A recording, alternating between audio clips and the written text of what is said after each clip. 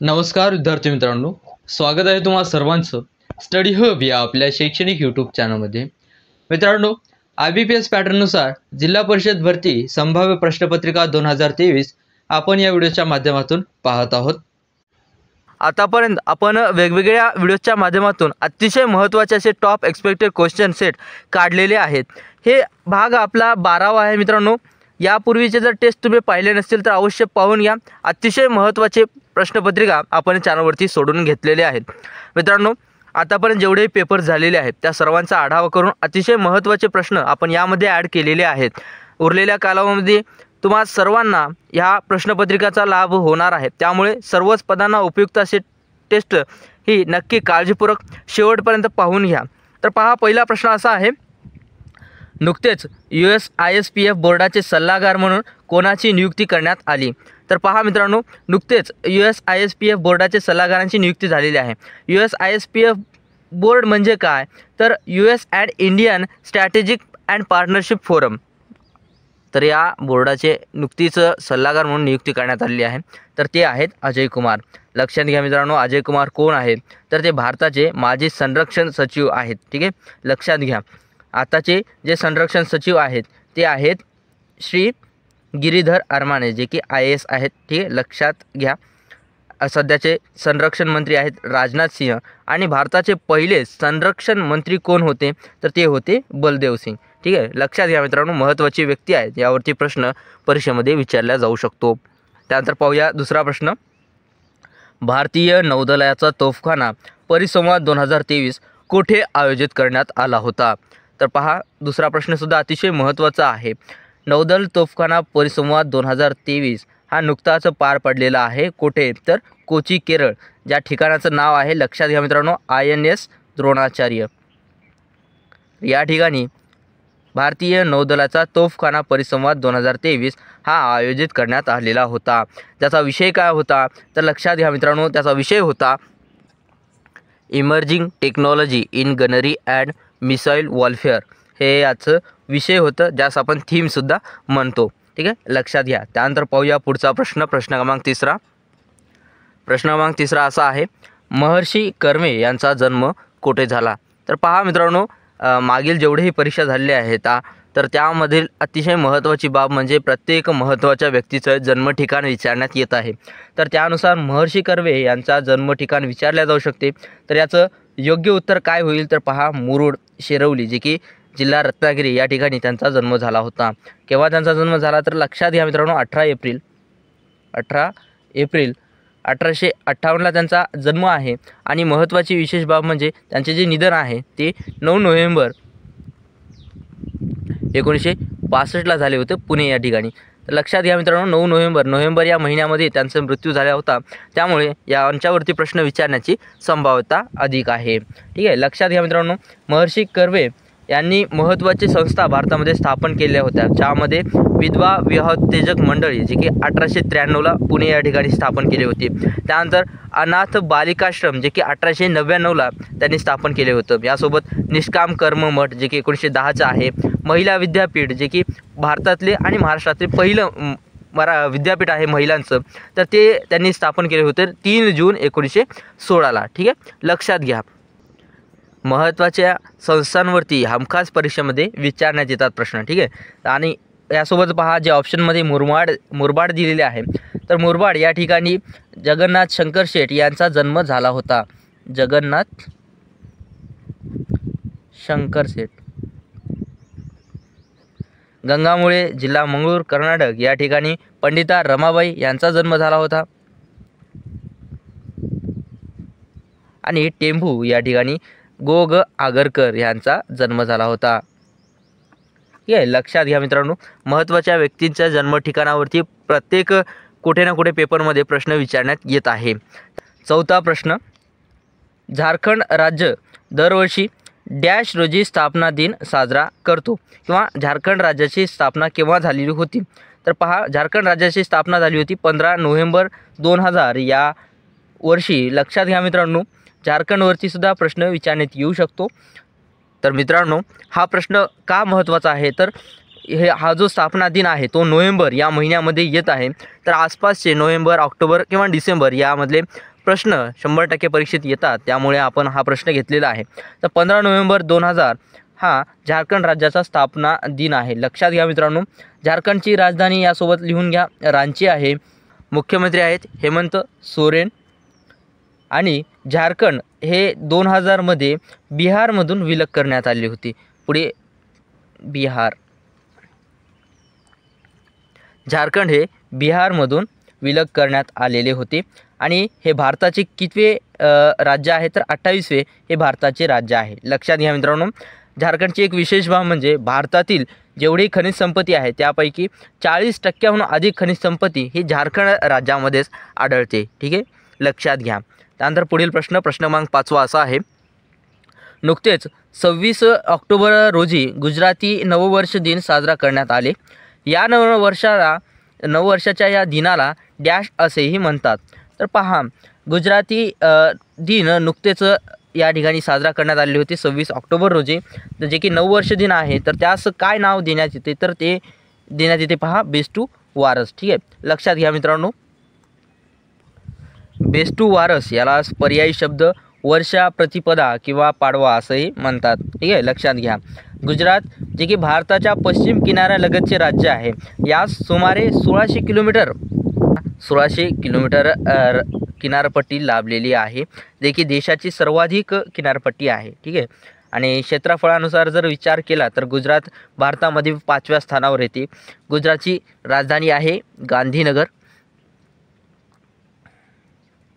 गुजरातचे सध्याचे मुख्यमंत्री आहेत भूपेंद्र भाई पटेल.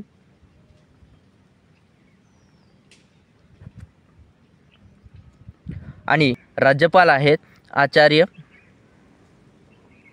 देवव्रत. ठीक आहे, लक्षात घ्या मित्रांनो. आणि गुजरातची जी निर्मिती आहे ती झाली होती 1 मे 1960ला. गुजरातची निर्मिती झाली 1 मे 1960ला. महाराष्ट्र आणि गुजरात हे एकाच वेळी वेगवेगळे स्थापन झालेले होते. ठीक आहे, लक्षात घ्या. त्यानंतर पाहूया पुढील प्रश्न क्रमांक 6. खालीलपैकी कोणत्या ईशान्येकडील राज्याशी एअरगन आत्मसमर्पण अभियान संबंधित आहे? तर 6व्या प्रश्नाचं योग्य उत्तर आहे ऑप्शन क, अरुणाचल प्रदेश. लक्षात घ्या मित्रांनो. युनेस्कोच्या आंतरराष्ट्रीय परिषदेत वन्यजीव संरक्षणार्थ भारतातील अरुणाचल प्रदेश सरकारच्या या अभियानाची निवड करण्यात आलेली होती.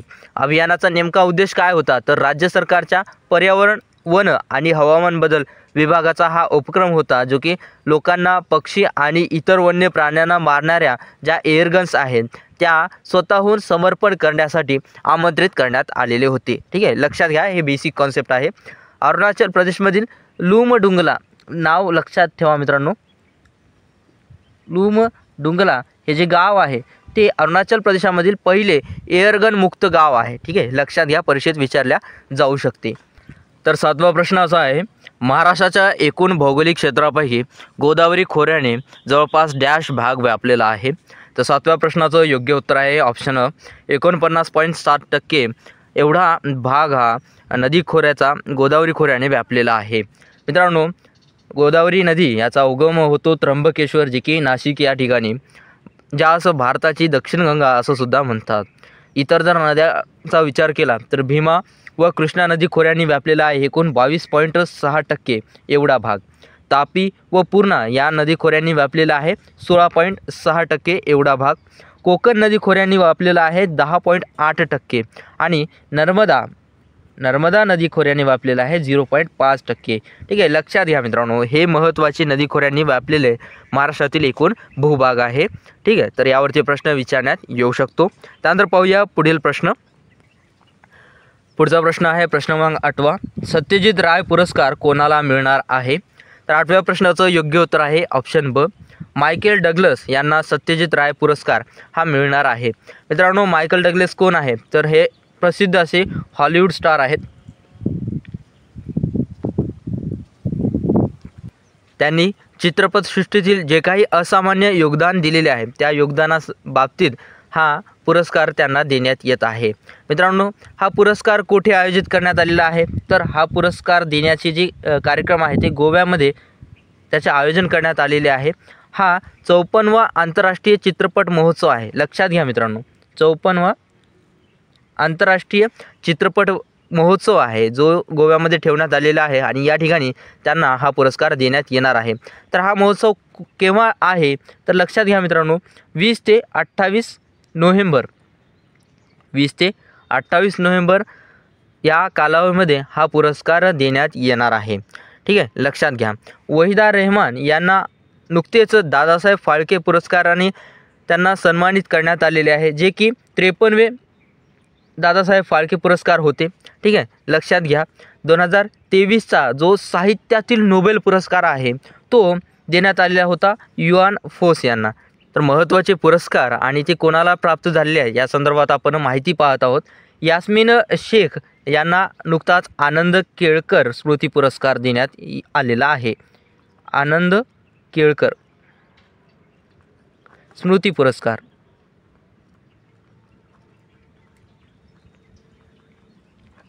तर हे महत्त्वाचे पुरस्कार आहेत ज्यावरती प्रश्न 100% येणार आहेत। तर हे नोट डाऊन करा। खालीलपैकी कोणत्या राज्याची सीमा महाराष्ट्राला लागून नाही? तर अतिशय सोपा परंतु परीक्षेमध्ये रिपीट होतो।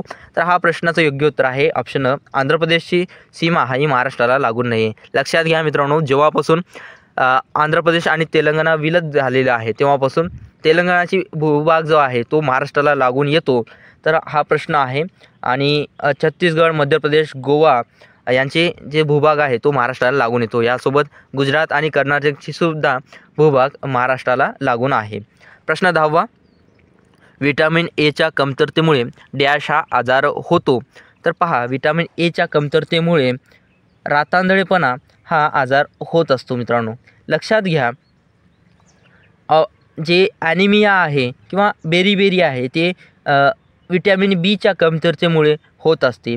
जे स्कर्वी आहे ते विटॅमिन सीच्या कमतरतेमुळे होते आणि मूळजूज जे आहे विटॅमिन डीच्या कमतरतेमुळे होत असते। यावरती प्रश्न विचारण्यात येतो। सोपे प्रश्न आहेत परंतु रिपीट होत असतात।